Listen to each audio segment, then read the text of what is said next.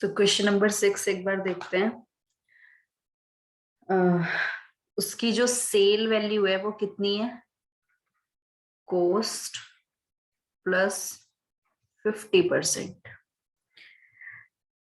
आगे, on 1 April 2020 his capital was 4 lakh and on 31 March 2021 it was 350। तो opening और closing capital भी given है। ओपनिंग कैपिटल है हमारी कितनी?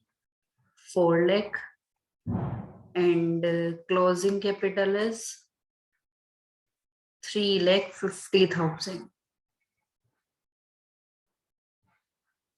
He had withdrawn 20,000 per month besides goods of sale value 60,000। तो ये क्या हो गया इसका? ड्राइंग्स कितनी हो गई? ये बोल रहे हैं कि उसने 20,000 पर मंथ विड्रॉ किया है। तो 20,000 को तो मैं 12 से मल्टीप्लाई कर दूंगी, तो ये हो जाएगा 2,40,000। ठीक है। Besides goods of sale value कितना? 60,000। How much did he earn in 2021? अब देखो हमें इसमें क्या निकालना है, प्रॉफिट कैलकुलेट करना है कि उसने कितना अर्न किया है। प्रॉफिट या लॉस जो भी कुछ आएगा, प्रॉफिट अर्न किया है या लॉस अर्न किया है। ड्राइंग्स के लिए एक और बात लिखी गई है, ये तो उसकी ड्राइंग्स थी ही, प्लस उसने और क्या विड्रॉ किया था? गुड्स विड्रॉ किए थे जिनकी सेल वैल्यू कितनी थी? 60,000 की। तो मुझे यहाँ पर जो गुड्स की वैल्यू चाहिए होती है, मुझे एक बात बताओ, ये जो हमें सेल वाला पॉइंट दिया गया है ना कि गुड्स हम सेल करते हैं कॉस्ट प्लस 50%, ये इसी पॉइंट के लिए गिवन है और इसका कोई रोल नहीं है इसमें। यहाँ पर इसने बोला कि इसने ड्राइंग्स जो की थी वो 20,000 पर मंथ तो विड्रॉ किया ही था, साथ में उसने गुड्स विड्रॉ किए हैं जिनकी सेल वैल्यू 60,000 है। तो देखो, अगर जिन गुड्स की सेल वैल्यू 60,000 है, मुझे एक बात बताओ, जब हमने जर्नल एंट्री की थी तो वहां पर मैंने ये चीज बताई होगी कि जो हमारी ड्राइंग्स होती है ना, उसके लिए अगर हमारे पास कुछ, अगर मान लेते हैं हमने गुड्स विड्रॉ किए हैं, उसका हमें कॉस्ट प्राइस भी मालूम है और सेल वैल्यू भी मालूम है, तो हम वहां पर कॉस्ट प्राइस से एंट्री पास करते हैं। समझ रहे हो? मतलब जो वैल्यू हमारी जिस वैल्यू पे हमने परचेज किया होता है ना, उस वैल्यू से हम ड्राइंग से account debit to purchase account करते हैं ना, तो हम परचेज को ही क्रेडिट करते हैं, यानी कि जितनी वैल्यू से हमने परचेज डेबिट की होंगी उतनी वैल्यू से हम परचेज को क्रेडिट करते हैं। अब यहाँ पर हमें सेल वैल्यू ऑफ गुड्स कितनी दी हुई है? जो उसने विड्रॉ किए थे 60,000, ये तो इनकी सेल वैल्यू है। अब मुझे इसकी कॉस्ट प्राइस चाहिए।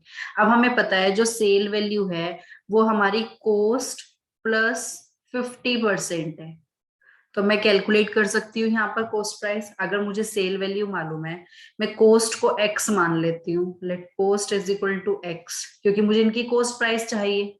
कॉस्ट क्यों चाहिए? क्योंकि ड्राइंग्स की एक्चुअल वैल्यू मुझे तब पता चलेगी जब मुझे इन गुड्स की कॉस्ट प्राइस पता होगा। कौन सा प्राइस पता होगा? कॉस्ट प्राइस, और हमें गिवन है सेल प्राइस। तो अगर मैं कॉस्ट को एक्स मान लूंगी तो जीपी कितना हो जाएगा हमारा? 50% ऑफ एक्स, यानी कि एक्स अपॉन 2 हो जाएगा ये। ठीक है, तो बस इसमें पुट कर देते हैं। हमें पता है सेल कैसे आती है हमारी, कॉस्ट प्लस जीपी। सेल्स है हमारी 60,000, कॉस्ट हमने एक्स मानी थी, जीपी है हमारी एक्स अपॉन 2। तो कितना हो जाएगा ये? अच्छा क्वेश्चन है वैसे ये थोड़ा,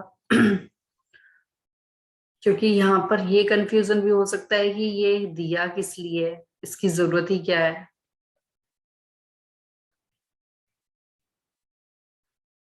तो x की वैल्यू कितनी हो जाएगी? 3 इधर डिवाइड में आ जाएगा, तो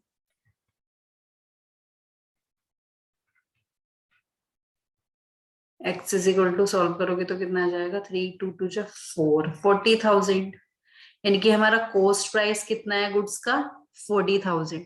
तो मैं यहाँ पर ड्राइंग्स की टोटल वैल्यू लिख लेती हूँ। ड्राइंग्स उसकी कितनी हो जाएगी? 2,40,000, तो जो उसने पर मंथ विड्रॉ किया था वो, प्लस जो उसने गुड्स विड्रॉ किए हैं, तो कितना हो जाएगा ये?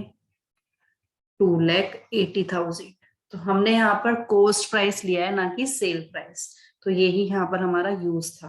ठीक है, तो 2,80,000 हमारी ड्राइंग्स हो गई। ओपनिंग कैपिटल हमारे पास है, क्लोजिंग कैपिटल हमारे पास है, प्रॉफिट कैलकुलेट कर लेंगे स्टेटमेंट ऑफ प्रॉफिट बनाकर। ऐसे ही किया था या किया नहीं था, मतलब क्या था?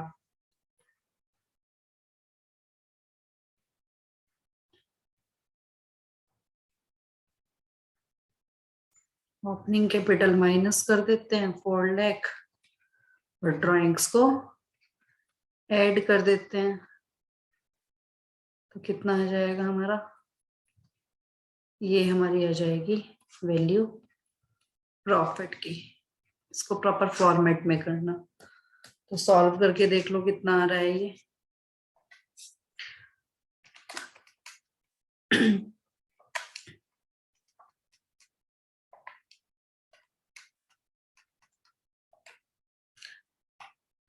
$2,30,000 आ रहा है। आंसर चेक कर लेते हैं एक बार। 2,30,000। ठीक है, तो इसमें देखो ये पॉइंट अच्छा था कि ड्राइंग्स की वैल्यू कितनी होगी हमारी। तो ड्राइंग्स कुछ बच्चों ने 3 लाख भी लिखी होगी, मतलब अगर बच्चों ने क्या, मतलब अगर हमें नहीं कंसेप्ट मालूम होगा तो हम वहां पर क्या करेंगे, हम 3 लाख लिख देंगे, 240 प्लस 60 कर देंगे। बट ये ध्यान रखना है, जब हम गुड्स विड्रॉ करते हैं, यानी कि परचेज, मैंने बताया था अगर हमारा किसी भी एंट्री में परचेज अकाउंट क्रेडिट होता है ना, तो वहां पर वो उसी वैल्यू से क्रेडिट होता है जितनी वैल्यू से हमने परचेज को डेबिट किया था। क्लियर है? यानी कि कॉस्ट प्राइस से। जैसे चैरिटी में दे देते हैं गुड्स कई बार, तब भी हम परचेज अकाउंट क्रेडिट करते हैं, तो वहां पर भी हमें कॉस्ट प्राइस लेना होता है, ना कि उनकी सेल वैल्यू। सेल वैल्यू तो हमें कब लेनी होती है, जब हमने गुड्स को सेल किया। उसके अलावा हमें परचेज कॉस्ट ही लेनी है उसकी। ठीक है, और बोलो। मैम क्वेश्चन नंबर 9 में उन्होंने हम्म, लिखा है कि प्रीमियम वाला, वो मुझे कैलकुलेट करना नहीं आ रहा है, हाँ, गलत ये हो रहा है। श्रुति वाला क्वेश्चन है, श्रुति करके स्टार्ट हो रखा है। Yes ma'am, yes ma'am. इसमें देखो मैं वही पॉइंट बता दूं, फिर बाकी तो आई थिंक सिंपल ही है, क्योंकि यस लिखा। मैम, बाकी तो हो गया था मेरा, उसी में हाँ, वो हो रहा था हाँ, कैलकुलेशन। देखो ये लिखा हुआ है, she sold her investment of 16,000 at 5% premium and introduce the amount into the business. तो ये हमारी एडिशनल कैपिटल है। तो देखो इसको कैसे सॉल्व करना होता है। उसकी जो इन्वेस्टमेंट की वैल्यू थी वो 16,000 थी। ठीक है, जब उसने उसको सेल किया तो 5% प्रीमियम पर सेल किया, यानी कि 5% प्रीमियम का मतलब होता है कि उतना उसको एक्स्ट्रा मिला। प्रीमियम मतलब उतना उसको एक्स्ट्रा मिला, यानी कि 16,000 तो मिला ही, साथ में 5% प्रीमियम भी मिला। तो उसकी इन्वेस्टमेंट कितने में सेल हुई, सेल वैल्यू ऑफ इन्वेस्टमेंट कितनी हो गई, हम 5% और ऐड कर देंगे, मतलब 16,000 तो है ही, प्लस 5% ऑफ 16,000। 16,000 का 5% और उसको मिला है, मतलब एक्स्ट्रा उसको सेल वैल्यू मिली है। वैसे तो 16,000 की थी, बट हमें थोड़ा एक्स्ट्रा मिल गया, यानी कि ये कितना हो जाएगा, आई थिंक 800 हो जाएगा। तो ये आंसर हमारा कितना आ जाएगा, 16,800। तो ये एडिशनल कैपिटल हो जाएगी। एडिशनल कैपिटल कितनी हो गई, ओके मैम। 16,000, यानी कि जितना प्रीमियम होता है ना, उतना उसको ऐड कर देते हैं, उतना एक्स्ट्रा हो जाता है। Okay ma'am. 16,800।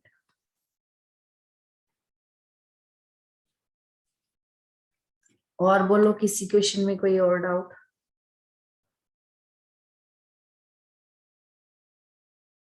और ये पॉइंट ना काफी क्वेश्चन में है, इतना परसेंट प्रीमियम पर, इतना प्रीमियम पर। अगर बोल देता इतना डिस्काउंट, तो इतनी वैल्यू माइनस हो जाती, मतलब फिर हमें उतना वैल्यू कम मिलती है। ये प्रीमियम, डिस्काउंट, ये काफी चीजें, काफी पढ़ोगे तुम 12th क्लास में, काफी कुछ है।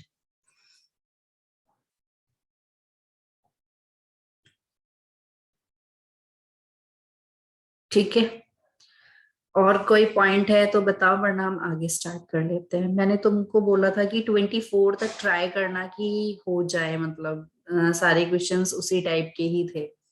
वही 2 इक्वेशन यूज करनी थी उसमें हमें। तो कोई डाउट अगर 24 तक है, तुमने क्वेश्चंस अगर किए हैं 24 तक तो मुझे बता दो। अदरवाइज हम 25 से स्टार्ट करते हैं, ज्यादा कुछ बचा नहीं है इस चैप्टर में।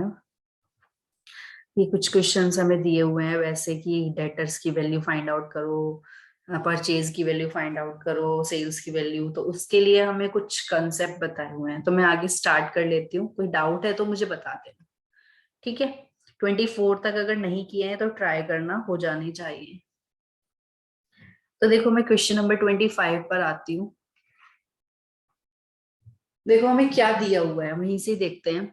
Debtors in the beginning of the year वर 30,000। जो कुछ दिया हुआ है ना, मैं लिख लेती हूँ एक जगह, उससे थोड़ा इजी हो जाएगा। डेटर्स इन द बिगनिंग मतलब ओपनिंग डेटर्स हमें दिए हुए हैं। ओपनिंग डेटर्स की वैल्यू कितनी है? 30,000। सेल्स ऑन क्रेडिट यानी कि क्रेडिट सेल्स हमें गिवन है, जो हमने क्रेडिट में सेल्स की होंगी। टोटल सेल्स नहीं है ये हमारी, credit sales. Sales on credit during the year were 75,000। तो क्रेडिट सेल्स थी हमारी 75,000 की। Cash receive from debtors was 35,000। अगर देखो ये पॉइंट्स ना इस टाइप के हैं, ये जो क्वेश्चन हमें गिवन है, अगर तुम्हें जर्नल एंट्रीज के कंसेप्ट अच्छे से क्लियर है तो ये तुम्हें बहुत आसानी से समझ में आएंगे क्वेश्चंस। तो मेन बेस होता है, तुम कोई भी चैप्टर देखोगे ना, हर चैप्टर का तुम्हें बेस जर्नल एंट्री ही मिलेगा। अगर तुम्हें जर्नल एंट्री अच्छे से क्लियर है ना कंसेप्ट, तो तुम्हें अकाउंट्स बहुत ही इजी लगेगा, क्योंकि लॉजिक स्टार्टिंग तो वहीं से ही हुई है ना, रिकॉर्डिंग करना तो वहीं से ही हमने स्टार्ट किया था ना, इसलिए। लिखा हुआ है cash receive from debtors. Cash receive कितना है? फ्रॉम डेटर्स, यानी कि पूरा क्वेश्चन ना ये डेटर्स के ऊपर है, तो कुछ क्या निकलवाना चाह रहे होंगे डेटर्स की हेल्प से, यहाँ पर हम देखते हैं। तो कैश हमें रिसीव हुआ था डेटर्स से कितना? 35,000। रिटर्न इनवर्ड ब्रैकेट में मेंशन किया हुआ है रिगार्डिंग क्रेडिट सेल्स, यानी कि जिनको हमने क्रेडिट सेल्स की थी ना, उन्होंने कितना रिटर्न इनवर्ड किया है, यानी कि सेल्स रिटर्न। क्योंकि सेल्स रिटर्न तो वो भी हो सकता है ना जिनको हमने कैश में सेल किया है, लेकिन ये रिटर्न इनवर्ड कौन सा है? क्रेडिट सेल्स वाला, यानी कि इन्हीं में से ही ये रिटर्न इनवर्ड की वैल्यू है। रिटर्न इनवर्ड कितना है? 5,000। Bills receivable drawn during the year were 25,000। Bills receivable जो हमने इन डेटर्स के ऊपर, जिनको हमने क्रेडिट सेल्स किया था, उनके ऊपर जो बिल्स रिसीवेबल ड्रॉ किए थे वो कितने किए थे? 25,000। आगे लिखा हुआ है find the balance of debtors at the end of the year, यानी कि हमें क्लोजिंग डेटर्स कैलकुलेट करने हैं, closing value of debtors calculate करनी है। assuming that there were bad debts during the year 2000। अब हमें इसमें बेड डेट्स भी गिवन है, एक पॉइंट और गिवन है बेड डेट्स का, लिख देती हूँ ऊपर कि हमें जो बेड डेट्स हुए थे वो कितने के हुए थे? 2000 के हुए थे। अब देखो हमें क्लोजिंग डेटर्स कैलकुलेट करने हैं। तो देखो इस टाइप के ना तुम्हें इसमें काफी क्वेश्चन मिलेंगे जिसमें तुम्हें, अब ये डेटर्स वगैरह की वैल्यू क्यों कैलकुलेट करा रहे होंगे, क्योंकि जब हम फाइनल अकाउंट बनाएंगे तो वहां पर हमें सब चीजें चाहिए होती है ना, डेटर्स की वैल्यू भी चाहिए, क्रेडिटर्स हैं तो उनकी वैल्यू भी चाहिए, हमें बैलेंस शीट में लिखना होगा, ठीक है। या और भी कुछ चीजें हैं, बिल्स रिसीवेबल, बिल्स पेएबल, या सेल्स वैल्यू चाहिए, है ना। तो जैसे सेल से रिलेटेड जितना भी होगा ना, क्रेडिट सेल से रिलेटेड, वो सब डेटर्स के अकाउंट में जाएगा, क्योंकि तुम्हें पता है हम अगर किसी को क्रेडिट सेल करते हैं तो क्या जर्नल एंट्री पास करते हैं। अगर हमने गुड्स क्रेडिट में सेल किए थे, जैसे ये 75,000 के गुड्स सेल किए हैं, तो इनकी क्या एंट्री पास हुई होगी? Debtors account debit to sales account, ये एंट्री पास हुई होगी। यानी कि पहली बात तो ये, यहाँ पर इसने हमसे क्लोजिंग डेटर्स की वैल्यू पूछी है, तो इट मींस हमें इस क्वेश्चन में क्या बनाना है? डेटर्स का अकाउंट बनाना है। और तुम देख रहे होंगे ये सारे पॉइंट हमारे डेटर्स से रिलेटेड है। ओपनिंग डेटर्स तो है ही डेटर वाली वैल्यू, क्रेडिट सेल हमारी डेटर्स से रिलेटेड हो गई, कैश रिसीव फ्रॉम डेटर्स मतलब हर एक ट्रांजेक्शन में या तो डेटर का अकाउंट डेबिट हुआ होगा या फिर डेटर का अकाउंट क्रेडिट हुआ होगा, जितने भी ये पॉइंट्स गिवन है। देखो ओपनिंग डेटर्स तो जो हमें पहले से चलता आ रहा है, ये तो वो हो गया। क्रेडिट सेल्स हुई होंगी तो यहाँ पर देखोगे तुम, तो यहाँ पर मैं यहाँ लिख देती हूँ अलग से, यहाँ पर हमारा डेटर्स को हमने डेबिट किया होगा। क्या किया होगा? डेटर्स को डेबिट किया होगा। कैश रिसीव फ्रॉम डेटर्स, जब हमें डेटर्स से पैसे मिलेंगे तो हम क्या एंट्री पास करेंगे? जब हमें सामने वाली पार्टी पैसे दे देगी, cash account debit to debtors account, वहां पर डेटर्स को हम क्या करेंगे? क्रेडिट करेंगे। इस एंट्री में डेटर को हमने क्रेडिट किया होगा। रिटर्न इनवर्ड में देखो, जब हमारी सेल्स रिटर्न होती है तो हम क्या एंट्री पास करते हैं? भाई सेल्स अकाउंट हमारा क्रेडिट होता है, सेल्स रिटर्न अकाउंट क्या होता है? ये डेबिट होता है। तो sales return account debit to debtors account, यहाँ पर डेटर का अकाउंट क्रेडिट हुआ। बिल्स रिसीवेबल, जब हम किसी के ऊपर ड्रॉ करते हैं तब क्या एंट्री पास होती है? BR account debit to debtors account, यहाँ पर भी डेटर को हमने क्रेडिट किया। बेड डेट्स के केस में क्या एंट्री होती है? Bad debts account debit to debtor account, यहाँ पर भी हमने डेटर को क्रेडिट किया। तो देखो डेटर या तो डेबिट हो रहा है या फिर क्रेडिट हो रहा है, तो इसके लिए हमें क्या करना होगा? क्लोजिंग डेटर्स हम कैसे कैलकुलेट करेंगे? डेटर्स अकाउंट बनाकर। तो चलो हम डेटर अकाउंट बनाते हैं, आज डेटर अकाउंट बनाना सीखेंगे। जैसे डेटर्स अकाउंट बनता है ऐसे ही, मतलब कोई भी एसेट का हम अकाउंट बना सकते हैं, कोई भी लाइबिलिटी का हम अकाउंट बना सकते हैं, कोई बड़ी बात नहीं है। लेजर बना रहे हैं हम डायरेक्ट, एक टाइप से हम क्या बना रहे हैं? डेटर्स का लेजर बना रहे हैं। क्यों बना रहे हैं? क्योंकि हमें वहां पर बैलेंसिंग फिगर कैलकुलेट करनी है, क्लोजिंग वैल्यू है ना, क्लोजिंग डेटर्स कैलकुलेट करने हैं हमें। तो कैसे बनाएंगे हम? देखो फॉर्मेट हमारा वही बिल्कुल सिंपल है। डेटर्स अकाउंट, जब तुम कोई भी लेजर बना रहे होंगे, सबसे पहली बात ऊपर डेबिट क्रेडिट लिखना मत भूल जाना, ठीक है? पर्टिकुलर्स अमाउंट, पर्टिकुलर्स अमाउंट, ठीक है? ये तो हो गया हमारा सिंपल फॉर्मेट। पहले अब इसमें मुझे ये वैल्यूज पुट करनी है। मैंने तुम्हें देखो हर एक ट्रांजेक्शन में जर्नल एंट्री बता दी, हर एक पॉइंट की। अगर तुम्हें जर्नल एंट्री आती होगी ना तो लेजर बनाना कोई बड़ी बात नहीं होती। सबसे पहली बात, हमें ओपनिंग डेटर्स दिए हुए थे। अब एक बात मुझे बताओ, डेटर्स हमारे एसेट्स होते हैं या लाइबिलिटीज होती है? डेटर्स हमारे एसेट्स हैं या लाइबिलिटीज हैं? बोलो डेटर्स कौन होते हैं? एसेट्स। एसेट्स हैं, जिनसे हमें पैसा लेना है वो हमारे डेटर्स हैं। जिन्हें हमें पैसा पे करना है वो हमारे क्रेडिटर्स होते हैं, यानी कि वो हमारी लाइबिलिटी होते हैं। तो देखो एसेट्स के ओपनिंग बैलेंस डेबिट होते हैं। एसेट्स के ओपनिंग बैलेंस क्या होते हैं? एसेट्स के ओपनिंग बैलेंस ये डेबिट होते हैं। और लाइबिलिटीज के ओपनिंग बैलेंस क्या होते हैं? क्रेडिट होते हैं।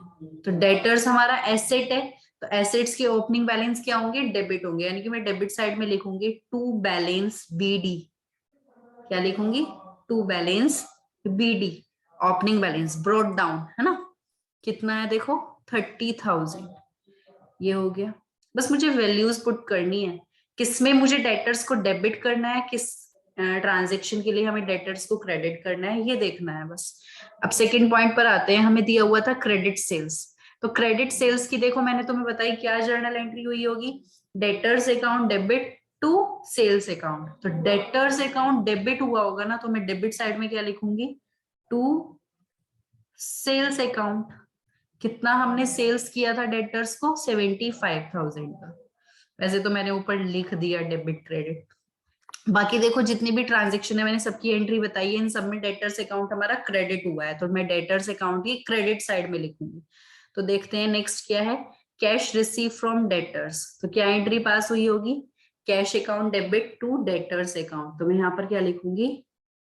Bye cash account. I think तुम्हें कुछ ज्यादा नया नहीं लगना चाहिए अगर जर्नल एंट्रीज क्लियर है तो। संस्कृति समझ में आ रहा है? Yes ma'am. रिटर्न इनवर्ड, ये हमारी हो गई सेल्स रिटर्न, तो सेल्स रिटर्न भी हमारी इधर ही आ जाएंगी बाय सेल्स रिटर्न, या फिर मुझे रिटर्न इनवर्ड ही वर्ड यूज करना चाहिए। जो क्वेश्चन में मेंशन होता है ना वही हमें यूज करना चाहिए। रिटर्न इनवर्ड कितना है? रिटर्न इनवर्ड हमारा 5,000। बिल्स ड्रॉ किए होंगे जब, तो क्या एंट्री पास हुई होगी, BR account debit to debtors account. तो यहाँ पर भी हम क्या करेंगे, बाय BR अकाउंट 25,000। नेक्स्ट दिया हुआ है बेड डेट्स। बेड डेट्स के लिए क्या एंट्री होगी हमारी, bad debts account debit to debtors account. तो इसके लिए भी हमें यहाँ पर लिखना पड़ेगा बाय बेड डेट्स, कितना 2,000। तो देखो जितनी भी इंफॉर्मेशन हमारे पास क्वेश्चन में थी हमने सब लिख दी। अगर कोई पॉइंट ऐसा होता जो डेटर्स से रिलेटेड नहीं होता तो उसको हम इस अकाउंट में नहीं लिखते। वो तो बाय चांस इन्होंने सारे पॉइंट्स ऐसे दिए हुए हैं जो कि डेटर्स से ही रिलेटेड थे। यानी कि जो तुम्हारे कंप्लीट क्वेश्चंस आएंगे ना उसमें मिक्सअप होंगी चीजें। उसमें से तुम्हें देखनी है कि डेटर्स अकाउंट से रिलेटेड कौन सी है, क्रेडिटर्स अकाउंट से रिलेटेड कौन सी है, या फिर कोई और अकाउंट है तो उससे रिलेटेड कौन सी है। ठीक है। तो देखो यहाँ पर इसने हमसे पूछा था क्लोजिंग डेटर्स, यानी कि तुम्हारे यहाँ पर कुछ क्लोजिंग बैलेंस बचेगा जिसको तुम यहाँ पर बोलोगे बाय बैलेंस CD। ये तुम्हारी हो जाएगी बैलेंसिंग फिगर, और यही इसने पूछा है। ठीक है, तो टोटल कर लेते हैं एक बार, कितना आएगा 1,05,000। इधर टोटल हो गया हमारा 75 + 30, वही वैल्यू में इधर लिख दूंगी 1,05,000। 1,05,000 में से ये सब माइनस करेंगे तो कितना आ जाएगा, कर लेते हैं एक बार, माइनस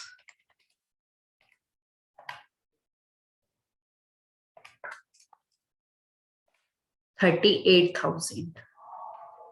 तो ये जो क्लोजिंग वैल्यू आई है हमारी 38,000, ये हमारी क्या हो जाएगी, बैलेंसिंग फिगर। ये हमारी क्लोजिंग डेटर्स हो जाएगी जो कि इसने हमसे पूछा भी था।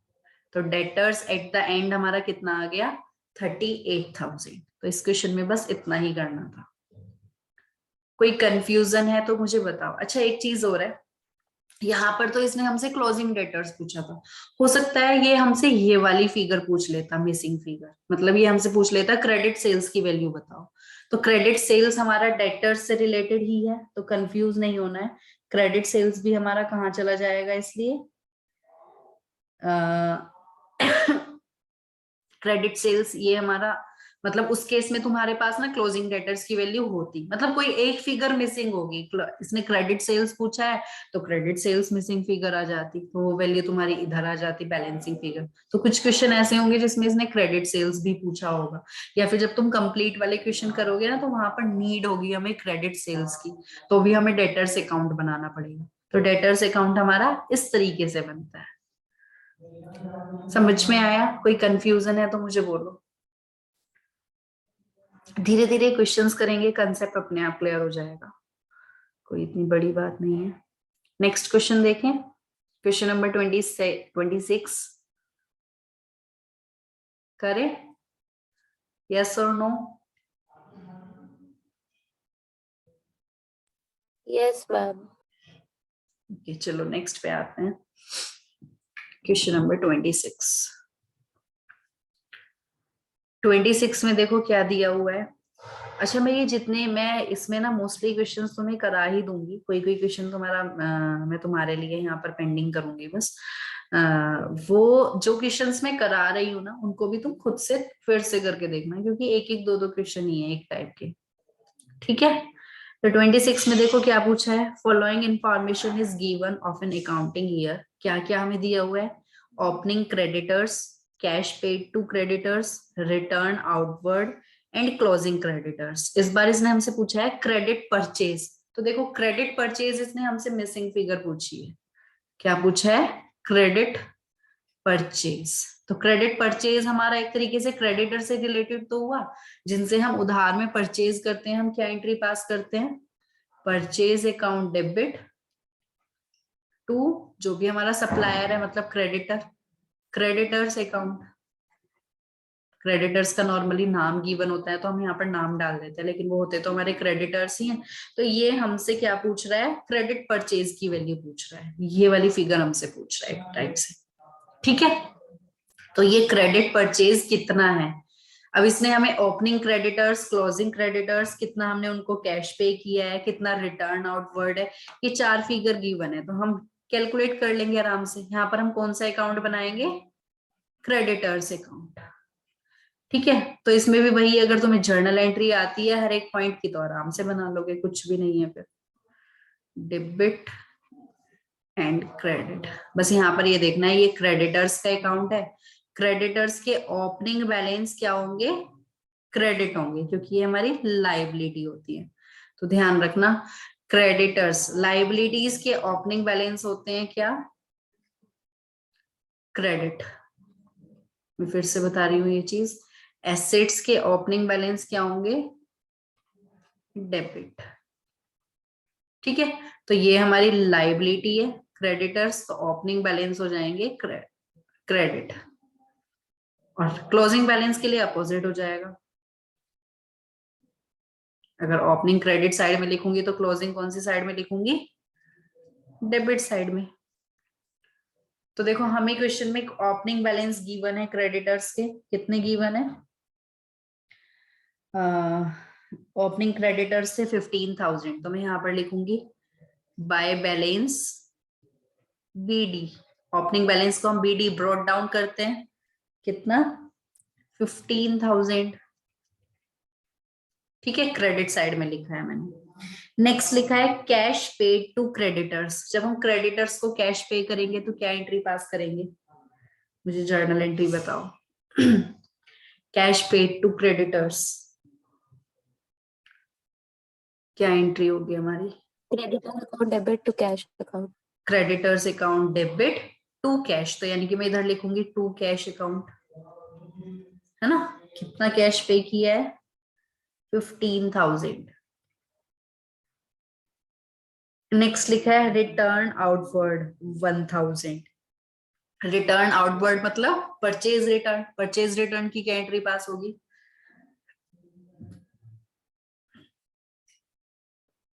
डेबिट साइड में आएगा या क्रेडिट साइड में, यानी कि अगर तुम्हें जर्नल एंट्री पता होगी तभी तुम लिख सकते हो उसको डेबिट में या क्रेडिट में, वरना तो तुक्के ही फिट करेंगे।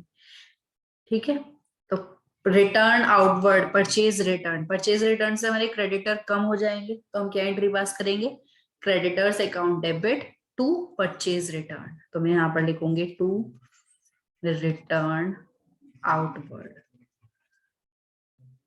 यानी कि जिन वैल्यू से क्रेडिटर्स इंक्रीज होंगे, लाइबिलिटीज इंक्रीज होगी, तो वो क्रेडिट साइड में आएगी, एक शॉर्टकट ये भी बोल सकते हैं, और जिन वैल्यू से क्रेडिटर्स की वैल्यू डिक्रीज होगी वो हमारा डेबिट साइड में आ जाएगा। 1,000 एसेट्स के लिए उल्टा था, एसेट्स की वैल्यू जब इंक्रीज होती है तो डेबिट, डिक्रीज होती है तो क्रेडिट। क्लोजिंग क्रेडिटर्स किधर आएंगे हमारे, टू बैलेंस सीडी, डायरेक्ट लिख देंगे तो वैल्यू हमारी, क्लोजिंग क्रेडिटर्स कितना है 12,000। डेटर्स के केस में ये हमारी बैलेंसिंग फिगर थी, इस बार इसने क्रेडिट परचेज पूछा है, अगर क्रेडिट परचेज पूछा होता तो हमारी फिर हो सकता है हमसे क्लोजिंग क्रेडिटर्स की वैल्यू मिसिंग होती, अगर क्रेडिट परचेज गिवन होता तो यहाँ पर देख लेते हैं टोटल करके, इसमें देखो क्रेडिट साइड का टोटल ज्यादा आएगा क्योंकि क्रेडिट परचेज हमारा बैलेंसिंग फिगर इधर बचेगी, है ना। जब हम क्रेडिट में परचेज करेंगे तो क्या एंट्री पास होती है, purchase account debit to creditors account, तो क्रेडिटर्स क्रेडिट होगा उस केस में। तो टोटल कर लेते हैं एक बार,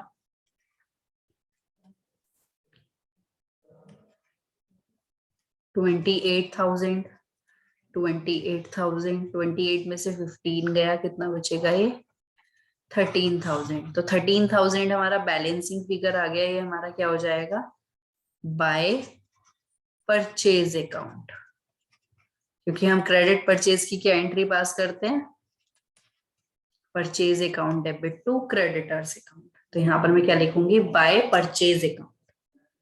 क्लियर है, तो ये हमारा था क्रेडिट परचेज, 13,000 मिसिंग फिगर। कोई कंफ्यूजन है इन क्वेश्चंस में तो मुझे बताओ। जैसे हमने डेटर्स और क्रेडिटर्स का अकाउंट बनाया है, ऐसे ही हमारा बिल्स रिसीवेबल और बिल्स पेएबल का अकाउंट बनता है, ठीक है, क्योंकि बीआर और बीपी वाला जो हमने चैप्टर किया था, बिल्स ऑफ एक्सचेंज, उन जर्नल एंट्रीज का यूज होता है बिल्स रिसीवेबल और बिल्स पेएबल अकाउंट बनाने में। तो जिस अकाउंट में बिल्स रिसीवेबल डेबिट हुआ वहां डेबिट कर दो, वहां की सिंपल एंट्रीज आती हैं, ठीक है। ऐसे क्वेश्चन भी इसमें होंगे आगे, तुम देखोगे बिल्स रिसीवेबल और बिल्स पेएबल अकाउंट बनाना होगा जिसमें हमें, ठीक है, ये समझ लो। मान लेते हैं तुम्हें क्वेश्चन में गिवन है opening balance of debtors, opening balance of creditors. अगर ये ऐसे ऐसे अकाउंट के ओपनिंग या क्लोजिंग बैलेंस गिवन है ना, इट मींस तुम्हें वो अकाउंट तो बनाना ही है, वो तो तुम्हें अकाउंट बनाना ही होगा। उससे तुम्हारा कुछ ना कुछ मिसिंग इंफॉर्मेशन कैलकुलेट हो जाएगी, कोई मिसिंग फिगर तुम्हें यहाँ पर मिल जाएगी। ठीक है, अब देखो यहाँ से जैसे हमें परचेज की वैल्यू मिल गई, जब हम फाइनल अकाउंट बनाते हैं, जब मैं ट्रेडिंग अकाउंट बनाऊंगी तो वहां पर मुझे परचेज की नीड होगी, तो वहां पर मैं परचेज की वैल्यू लिख लूंगी। रिटर्न आउटवर्ड हमारे पास पहले से है। ठीक है, डेटर्स वाले उससे हमें क्रेडिट सेल्स की वैल्यू मिल जाएगी, या फिर क्लोजिंग डेटर्स की वैल्यू मिल जाएगी। जो भी उसने मिसिंग पूछा होगा, जो हमारे पास मिसिंग होगा, वो इन पर्टिकुलर अकाउंट को बनाकर हमें वैल्यूज मिल जाती हैं। इन वैल्यूज का हम यूज करेंगे फाइनल अकाउंट बनाने में। इसलिए पहले ये थोड़े छोटे छोटे क्वेश्चंस दिए हैं, जिससे तुम्हें ये छोटी छोटी वैल्यूज कैलकुलेट करनी आ जाएंगी। ठीक है, जैसे कि हमने ये 24 तक जो क्वेश्चन किए थे, इनमें हमसे पूछा था कॉस्ट ऑफ गुड सोल्ड और जीपी, ग्रोस प्रॉफिट की वैल्यू पता चल गई थी हमें, या सेल्स की वैल्यू भी हम यहाँ से फाइंड आउट कर सकते थे।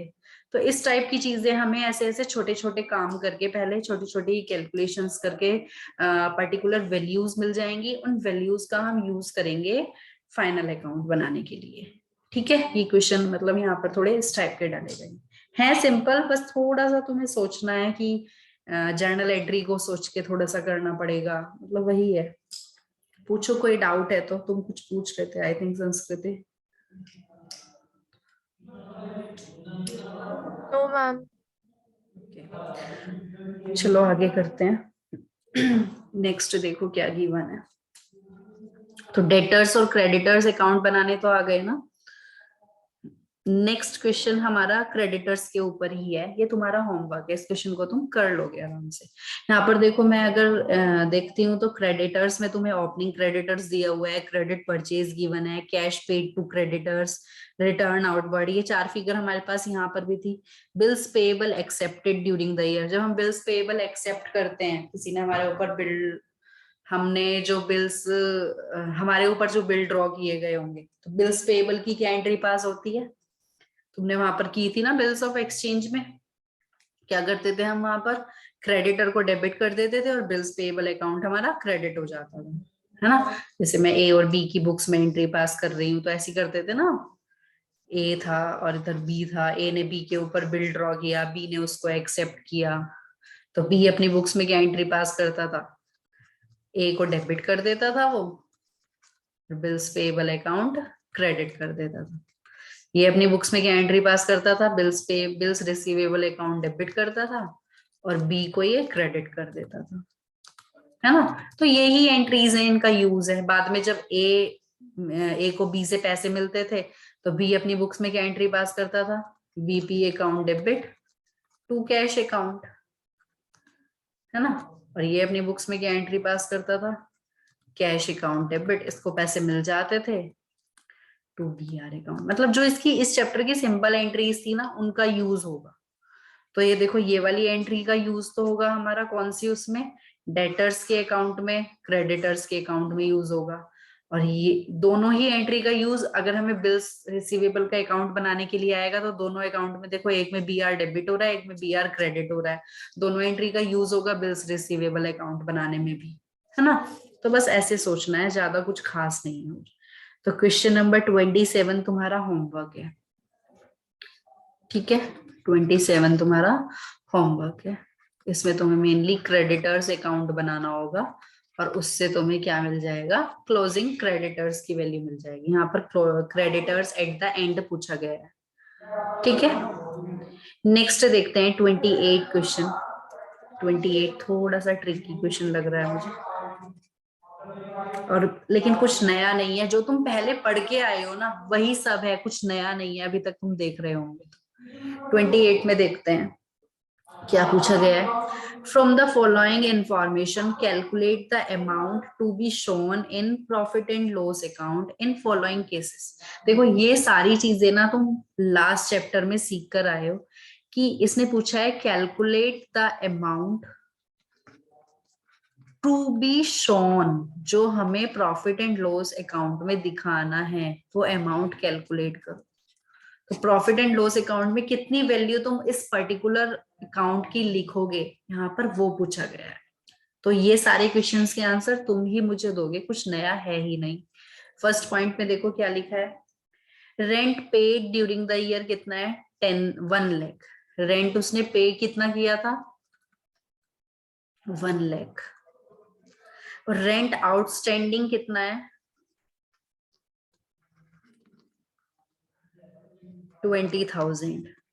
Rent outstanding at the end, मतलब जो बैलेंस शीट में हम वैल्यू लिखते थे। तो मुझे बताओगे प्रॉफिट एंड लॉस अकाउंट में रेंट की कितनी वैल्यू आएगी,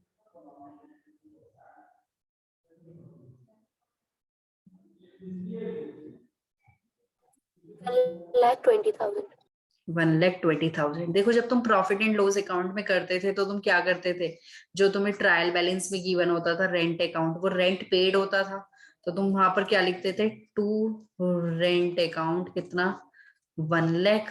उसमें तुम ऐड करते थे क्या, आउटस्टैंडिंग रेंट, जो तुम्हें एडिशनल इंफॉर्मेशन में गिवन होता था।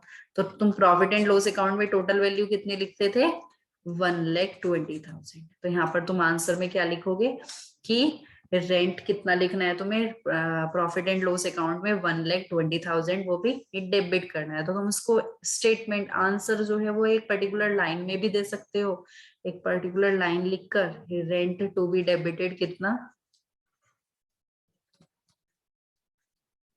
Debited in profit and loss account कितना, 1,20,000। जो आउटस्टैंडिंग वाली वैल्यू होती है वो उसमें ऐड हो जाती है ना। तो नया कुछ भी नहीं है, चारों पॉइंट्स के आंसर तुम आराम से कर सकते हो। सेकंड पॉइंट देखो क्या है, इंश्योरेंस प्रीमियम पेड कितना है, इंश्योरेंस पेड जो उसने पे किया है, यानी कि जो ट्रायल बैलेंस में हमें गिवन होता था वो पेड वाला होता था, 50,000। और प्रीपेड कितना है, प्रीपेड इंश्योरेंस प्रीमियम जो तुमने एडवांस में पे कर दिया, इसमें से प्रीपेड इंश्योरेंस कितना है, 10,000। तो पी एंड एल अकाउंट में कितना आएगा, प्रीपेड एक्सपेंसेस का क्या कर देते हैं हम,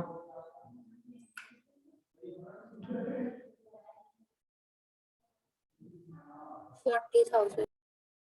40,000 हम क्या करते थे वहां पर, माइनस कर देते थे, है ना। प्रीपेड इंश्योरेंस की वैल्यू क्या हो जाती है, माइनस हो जाती है। तो हम यहाँ पर क्या लिखेंगे, insurance to be debited in, to be debited कितना, डेबिट करेंगे हम इंश्योरेंस को कितना, बाय रुपीज 40,000। ये 40,000 कैसे आया, 50 माइनस 10, है ना। 50 में से, मतलब रेंट पेड में से हम प्रीपेड इंश्योरेंस को माइनस कर देंगे। नेक्स्ट है इंटरेस्ट रिसीव, यानी कि 4 पॉइंट्स गिवन है, outstanding expense, prepaid expense, advance income और एक्रूड इनकम। चारों वैल्यूज, चारों पॉइंट्स पर तुम्हें एक एक क्वेश्चन इन्होंने फ्रेम कर दिया। इंटरेस्ट रिसीव कितना है, 30,000। इंटरेस्ट जो हमें रिसीव हो चुका वो कितना है, 30। तो वो बोल रहे हैं एक्रूड इंटरेस्ट। एक्रूड इंटरेस्ट का मतलब क्या है, interest due but not receive. Due तो हो गया लेकिन रिसीव नहीं हुआ। तो जो एक्रूड वाला पार्ट होता था उसको हम क्या करते थे, ये हमारी इनकम है, इंटरेस्ट रिसीव हो रहा है तो हमारी इनकम है। तो इंटरेस्ट तुम्हें पी एंड एल अकाउंट में क्या करना है, interest to be credited in P and L account. Value बताओ कितनी वैल्यू आएगी, एक्रूड इंटरेस्ट को मैं इंटरेस्ट रिसीव में ऐड करूंगी या लेस करूंगी, Add. ऐड करेंगे। तो ये कितना हो जाएगा हमारा, 35,000। ठीक है, कोई कंफ्यूजन तो नहीं है ना। लास्ट चैप्टर में ये सब सीख के आए हैं हम, एडजस्टमेंट, वही एडजस्टमेंट यहाँ पर रिपीट की गई है।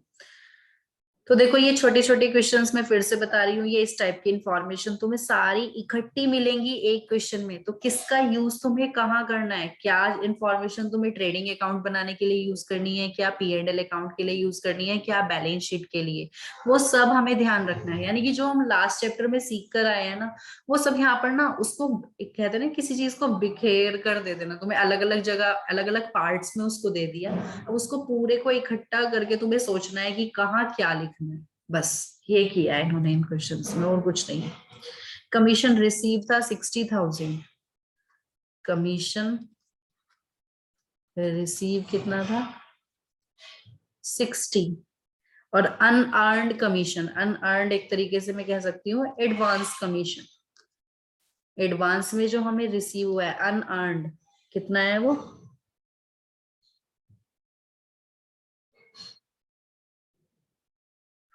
7,000। ठीक है, तो हम क्या करेंगे यहाँ पर, कमीशन रिसीव भी हमारी इनकम है, तो commission to be credited in P&L account, कितना हम क्रेडिट करेंगे, क्या करते हैं हम एडवांस कमीशन का, एडवांस वाली वैल्यू माइनस कर देते हैं ना, तो कितना आ जाएगा ये 53,000। क्लियर है, कोई कंफ्यूजन है तो बता दो।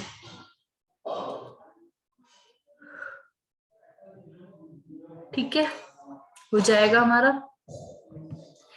नेक्स्ट क्वेश्चन देखते हैं, ये तो बिल्कुल सिंपल ही था। क्वेश्चन नंबर 29 में देखते हैं क्या किया जा रहा है।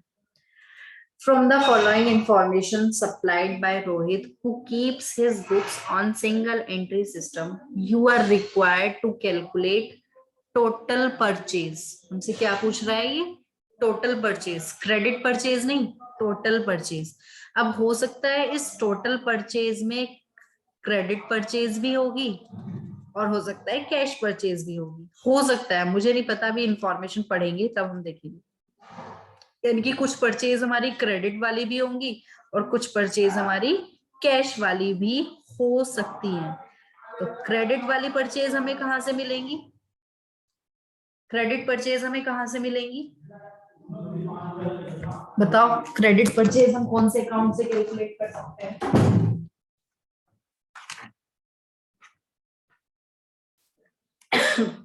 बोलो। अभी हमने क्रेडिटर्स अकाउंट बनाया था, वहां पर थी ना क्रेडिट परचेज, क्रेडिट परचेज हमें क्रेडिटर अकाउंट से मिल सकती है। तो इन्फॉर्मेशन देखते हैं क्या क्या हमें गिवन है।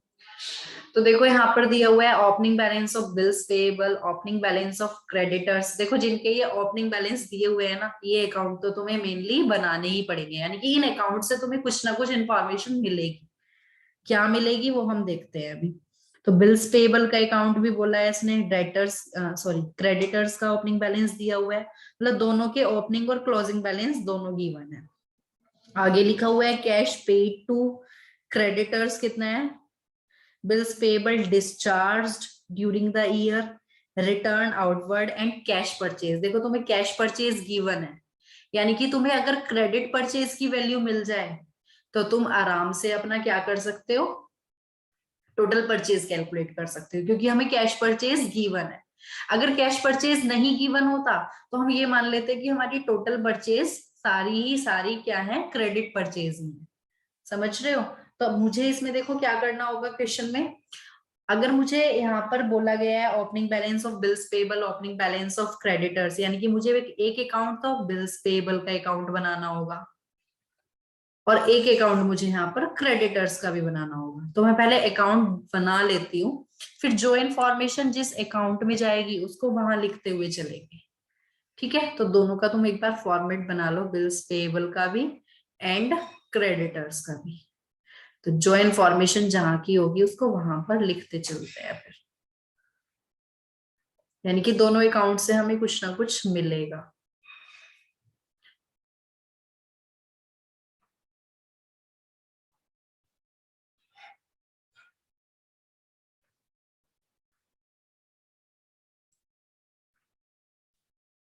दोनों ही हमारी लाइबिलिटी है, बिल्स पेएबल भी एंड क्रेडिटर्स भी।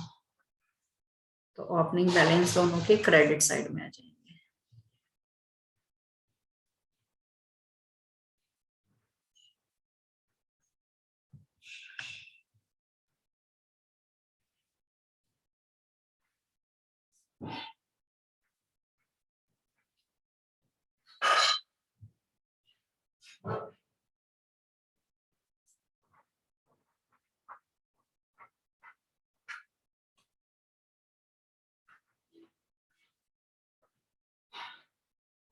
ठीक है,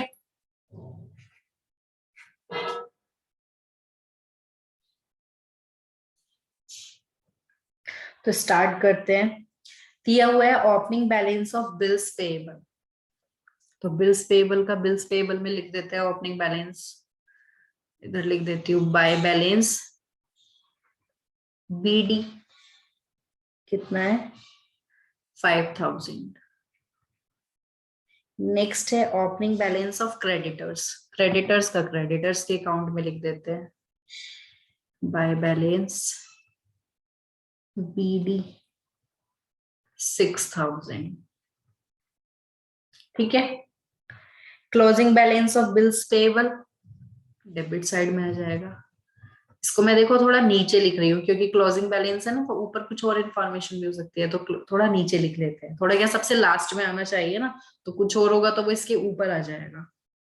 टू बैलेंस सीडी, उसको हम क्या बोलते हैं सीडी, यानी कि कैरिड डाउन। कितना है बिल्स पेएबल का क्लोजिंग बैलेंस 7000। नेक्स्ट है हमारा क्लोजिंग बैलेंस ऑफ क्रेडिटर्स 4000। इसका इधर लिख देते हैं टू बैलेंस सीडी 4000। ठीक है। अब देखो आगे क्या बोला है। ये तो हमने ओपनिंग और क्लोजिंग बैलेंस दोनों में पुट कर दिए। आगे उसने बोला cash paid to creditors. Creditors से रिलेटेड है ये हमारा पॉइंट। जो हमने क्रेडिटर्स को कैश पे किया है वो कितना है 30,200। तो देखो जब हम क्रेडिटर्स को कैश पे करते हैं तो क्या एंट्री पास करेंगे creditors account debit to cash account. तो क्रेडिटर्स अकाउंट की डेबिट साइड में क्या आ जाएगा टू कैश अकाउंट 30,200। ठीक है। और हमें क्या गिवन है bills payable discharged during the year 8,900। जो हमने बिल्स पेएबल पे करे होंगे, डिस्चार्ज मतलब जो हमने बिल्स पेएबल की पेमेंट करी है वो कितनी की है 8,900। उसके लिए क्या एंट्री होगी bills payable account debit to cash account. कितना है वो 8,900। अब देखो इस क्वेश्चन से ना तुम्हें एक नई चीज पता चलेगी अभी। नेक्स्ट दिया हुआ है रिटर्न आउटवर्ड। कितना है 1200। तो रिटर्न आउटवर्ड हमारा क्रेडिटर से रिलेटेड है। कितना आ जाएगा वो कहां पर लिखूंगी मैं रिटर्न आउटवर्ड मतलब परचेज रिटर्न। तो creditors account debit to purchase return, यानी कि यहाँ पर आएगा रिटर्न आउटवर्ड। कितना आ जाएगा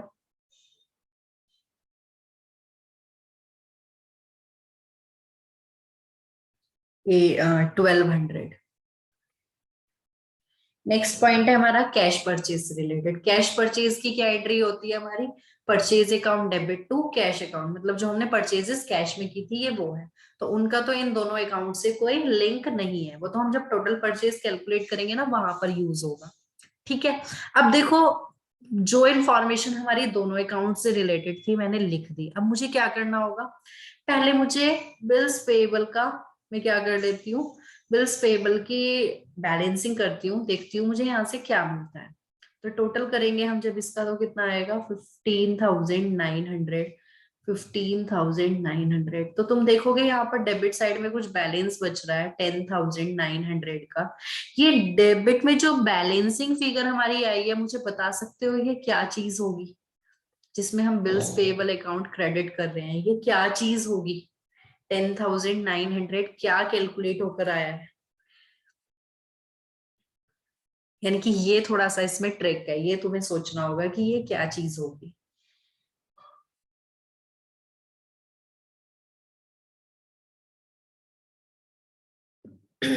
बोलो कौन सी एंट्री ऐसी होती है जिसमें हमारा बिल्स पेएबल अकाउंट हमने क्रेडिट किया होगा यानी कि डेबिट कुछ और हुआ होगा, वो किससे रिलेटेड होगा ये पॉइंट हमारा। भाई देखो जो हमने बिल्स पेएबल की पेमेंट की वो वाली एंट्री तो हो गई। जब हमने बिल्स पेएबल यानी कि जब हमने बिल्स पेएबल एक्सेप्ट किए होंगे वो वाली एंट्री भी तो होगी ना कुछ, यानी कि जिसमें हम एंट्री पास करते हैं creditors account debit to bills payable account. जब बिल ड्रॉ किया जाता है तो सामने वाली पार्टी बिल एक्सेप्ट करती है, तो वो अपनी बुक्स में क्या एंट्री पास करती थी क्रेडिटर को डेबिट कर देती थी और बिल्स पेएबल अकाउंट क्रेडिट कर देती थी। ये 10,900 हमारा क्या आया है बाय क्रेडिटर्स अकाउंट, ये हमारी बैलेंसिंग फिगर आई है। ध्यान रखना, ये पॉइंट बहुत अच्छा है, क्योंकि इस इंफॉर्मेशन का यूज किया जाएगा क्रेडिटर्स अकाउंट में भी। क्योंकि देखो इस पॉइंट की क्या जर्नल एंट्री बनेगी, ये जो 10,900 आया इसकी अगर मैं जर्नल एंट्री लिखती हूँ यहाँ पर, तो मैं लिख कर दिखा देती हूँ, creditors account debit to bills payable account. यानी कि ये एंट्री ऐसी थी जिसका दोनों अकाउंट में यूज होना है, एक अकाउंट इसमें डेबिट हो रहा है और एक अकाउंट इसमें क्रेडिट हो रहा है। तो देखो बिल्स पेएबल अकाउंट में तो हमने लिख दिया क्रेडिट साइड में बाय क्रेडिटर्स अकाउंट, और क्रेडिटर्स अकाउंट में आ जाएगा डेबिट साइड में, मैं यहाँ पर लिख देती हूँ टू बिल्स पेएबल अकाउंट। ये इंफॉर्मेशन हमें कहाँ से मिली है, वर्किंग नोट नंबर 1 से। इसको तुम नाम दे दोगे working note number 1। Total purchase calculate करने के लिए तुम बना रहे हो दो working note number 1 and working note number 2। ठीक है, वर्किंग नोट नंबर 1 से हमारा ये आया है बिल्स पेएबल अकाउंट, यहाँ पर मैं लिख देती हूँ 10,900। क्लियर है, यानी कि जब मेरा ये अकाउंट कंप्लीट हुआ इसके बेस पर मेरा ये वाला अकाउंट कंप्लीट होगा। तो अब मैं इस अकाउंट की बैलेंसिंग करूंगी। अब इस अकाउंट की बैलेंसिंग करते हैं, टोटल करते हैं। इधर हमारा क्रेडिट साइड का टोटल ज्यादा है, ऑब्वियसली बैलेंस हमारा इधर ही बचेगा। कितना आ जाएगा,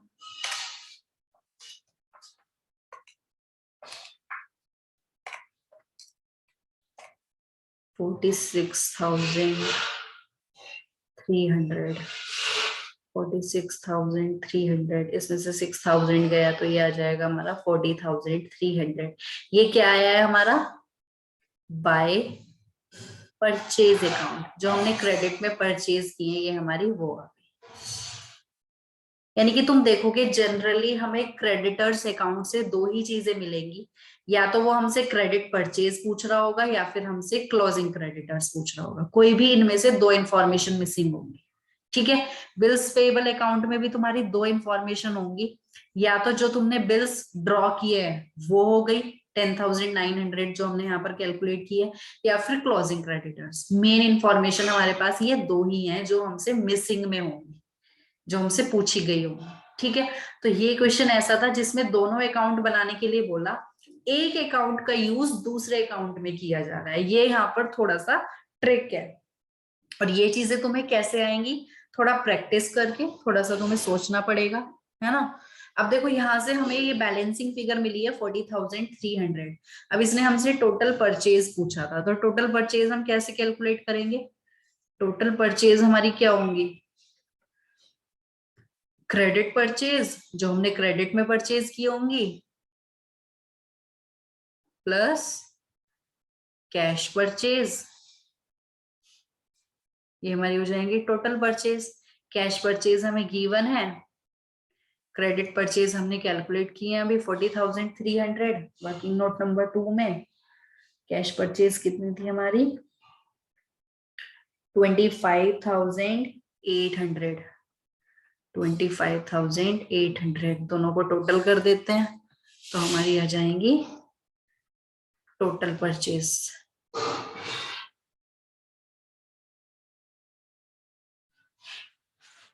66,100। ठीक है, यही आंसर आ रहा है। अच्छा, अगर यहाँ तो इसने टोटल परचेज पूछा है, अगर ये पूछ लेता नेट परचेज, तो नेट करने के लिए हमें इसमें से माइनस करना पड़ता रिटर्न आउटवर्ड, यानी कि परचेज रिटर्न, जो हम उसमें लिखते हैं ना ट्रेडिंग अकाउंट में, नेट परचेज ही तो लिखते हैं वहां पर।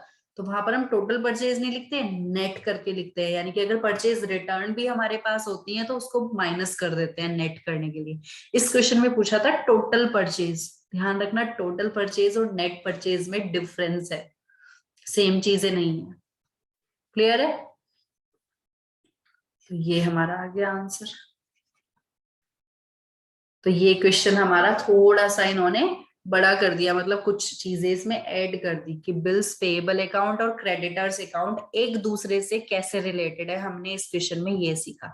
इसी तरीके से बिल्स रिसीवेबल अकाउंट और डेटर्स अकाउंट इंटर रिलेटेड होते हैं, यानी कि बिल्स रिसीवेबल अकाउंट की इंफॉर्मेशन यूज की जाती है इन डेटर्स अकाउंट। जैसे यहाँ पर ये 10,900 यूज किया गया था क्रेडिटर्स अकाउंट बनाने के लिए, है ना।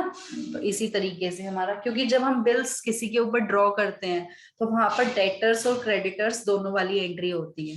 डेटर अपनी बुक में क्या करता है, BR account debit to creditor account, और क्रेडिटर अपनी बुक में क्या करता है, डेटर अकाउंट डेबिट टू क्या, bills payable account, sorry creditor account debit to bills payable account में क्या बोल रही हूँ। ठीक है, मैंने अभी लिख के भी तुम्हें बताई थी ना एंट्रीज, वो एंट्रीज यहाँ पर यूज की जाती है। कहाँ लिखी थी मैंने, ये वाली एंट्री, ये और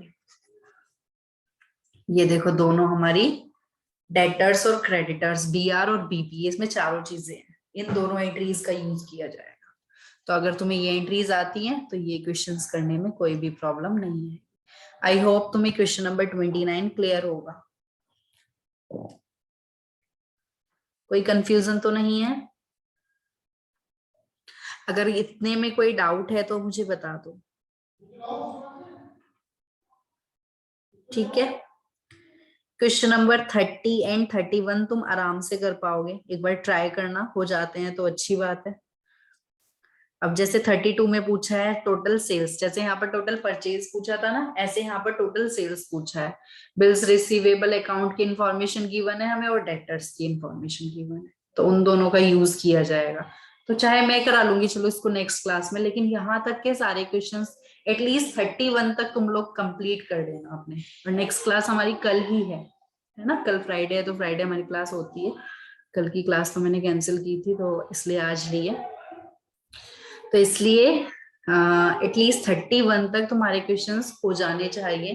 कोई कंफ्यूजन होगा, कोई डाउट होगा तो पहले डाउट्स ले लेंगे और फिर हम आगे के क्वेश्चंस स्टार्ट करेंगे 32 से, ठीक है। तो ज्यादा कुछ नहीं बचा इसमें हमारा, टोटल 37 तक क्वेश्चंस हैं। तो ये जो छोटी छोटी इंफॉर्मेशन है ये इन बड़े क्वेश्चंस में यूज की जाएगी और उससे हमारे फाइनल अकाउंट बन जाएंगे, ठीक है। तो अभी मैं एंड करती हूँ क्लास, फिर नेक्स्ट क्लास में मिलते हैं। कोई पूछना है कुछ तो मुझे बता दो, वरना बाय बाय।